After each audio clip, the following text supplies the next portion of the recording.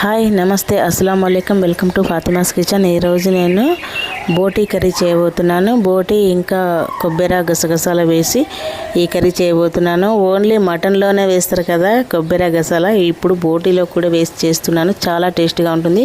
ఈ వీడియో మొత్తం స్క్రిప్ట్ చేయకుండా చూడండి. బోటీ అయితే నేను ఫస్ట్ వాటర్ వేసి ఒక గిన్నెలో ఒక 20 నిమిషాలు ఉడకబెట్టాను. తెచ్చి మొత్తం ఉడకబెట్టేసి అది వీడియో అయితే తీయలేదు. మొత్తం మంచిగా ఉడకబెట్టి తర్వాత శుభ్రంగా ఇలా కడిగాను. మంచిగా కడిగి కట్ చేసి పైన ఉన్న బ్లాక్ మొత్తం తీసేసి కడిగి పెట్టిన కేజీ బోటి. ఇప్పుడు ఒక మీడియం సైజు 2 ఉల్లిగడ్డలు కట్ చేసి ఒక కుండ పెట్టాను ఈరోజు. అందులో బౌల్ వేసి ఇప్పుడు ఈ కొబ్బరి చూడండి, చెక్క కొబ్బరి 2 టీ స్పూన్ల గసగసాలు అది వేయించి వేస్తాను, తర్వాత చూపిస్తాను. ఇప్పుడు పావున్నర నూనె వేసి ఈ 2 ఉల్లిగడ్డలు కట్ చేసినాం కదా అది అందులో వేసి కొంచెం ఫ్రై కావాలి. కొంచెం ఫ్రై అయ్యాక ఈ కడిగి పెట్టుకున్న బోటి అందులో వేసి మంచిగా కలపాలి. ఇప్పుడు ఈ నూనెలోనే ఒక 5-6 మినిట్స్ ఇట్లా ఫ్రై చేయాలి. నీసు వాసన ఉండదు. బోటి ఇట్లా ఫ్రై చేసిన తర్వాత కొద్దిసేపు ఉడకనివ్వాలి. కొద్దిసేపు ఉడికిన తర్వాత నేను చూపిస్తాను. ఈ కొబ్బరి అయితే చిన్న చిన్న ముక్కలుగా కట్ చేసుకోవాలి. ఇప్పుడు వేయించి చూపిస్తాను కొబ్బరి గసగసాల. ఈలోపు మనం మధ్య మధ్యలో ఈ బోటి కలుపుకుంటూ ఉండాలి. పొయ్యి మీద పెట్టేసాం కదా. ఇప్పుడు ఒక స్పూన్ అంతా పసుపు, ఒక స్పూన్ అంతా అల్లం వెల్లుల్లి పేస్ట్ నిండుగా వేసేసి మంచిగా కలపాలి. కలిపి ఒక 5-6 మినిట్స్ ఉడకనివ్వాలి. అల్లం వెల్లుల్లి పేస్ట్ వేసిన తర్వాత మూత పెట్టేసి ఉడకనిస్తా.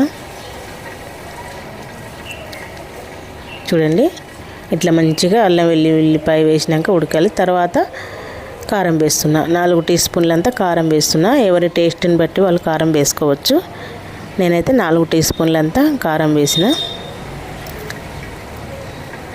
ఒక స్పూను ఉప్పు వేస్తాను. చూడండి ఇట్లా మంచిగా కలపాలి. మంచిగా కలిపేసి ఒక స్పూన్ ఉప్పు వేసేసి కూడా మంచిగా కలిపేసి ఇది ఒక 4-5 మినిట్స్ ఉడకనేసి సరిపోతుంది. తర్వాత వాటర్ పోస్తాను. మంచిగా కలపాలి. అడుగంటని ఇవ్వకుండా కలపాలి.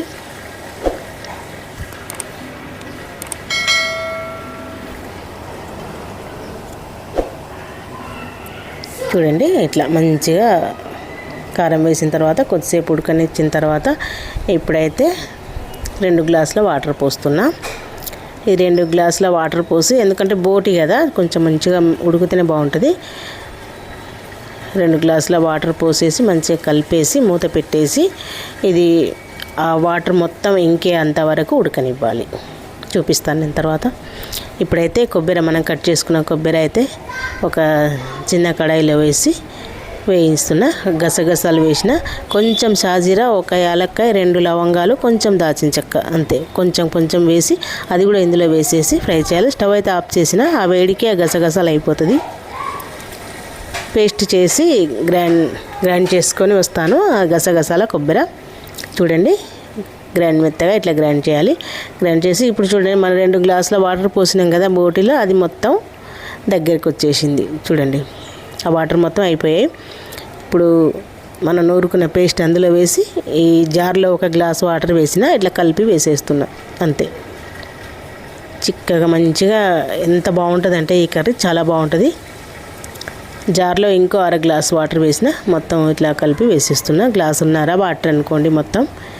ఇది మంచిగా కలిపేసి ఇప్పుడు చిన్న మంట మీదనే ఉడకనివ్వాలి. ఇది హై ఫ్లేమ్ పెట్టనవసరం లేదు.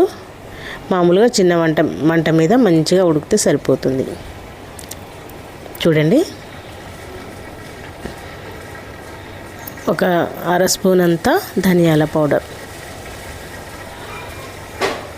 చిన్న మంట మీద ఒక 20 మినిట్స్ ఉడికిందండి. కొంచెం కొత్తిమీర, ఒక 2 పచ్చిమిరపకాయలు ఇట్లా చీల్చి వేసేసి ఒకసారి కలిపేసి స్టవ్ ఆఫ్ చేయాలి. ఈ కుండ కదా వేడి, బంద్ చేసినాక కూడా 2 నిమిషాలు అయితే కుతుకుతా అంటుంది కుండ. చూడండి చూడండి కర్రీ ఎట్లా అయిందో. ఇంత థిక్గా అయినాక స్టవ్ బంద్ చేసి సరిపోతుంది. చూడండి ఎంత బాగుందో అసలు కర్రీ. సూపర్గా ఉంటుంది ఈ కర్రీ. ఒక్కసారి ట్రై చేయండి మీరు కూడా. బోటి దొబ్బ ఇవి ఉంటాయి కదా, అవన్నీ వేసి వండిన అన్నట్టు చాలా బాగుంటుంది అసలు. సూపర్గా ఉంది చూడండి. దాని కలర్ఫుల్ చూడండి ఎంత బాగా అనిపిస్తుందో అసలు. చాలా టేస్టీగా ఉంది కర్రీ అయితే, సూపర్గా ఉంది. ఇంకో రెసిపీతో మళ్ళీ కలుద్దాం. చూడండి మంచిగా ఎంత బాగా ఉడికిపోయింది చూడండి. ఇంకో రెసిపీతో మళ్ళీ కలుద్దాం. చూడండి ఫాతిమాస్ కిచెన్. నా ఛానల్ని సబ్స్క్రైబ్ చేయండి, లైక్ చేయండి, షేర్ చేయండి. ఒక్క లైక్ చేయండి ప్లీజ్. చూస్తున్నారు కానీ లైక్ చేయండి.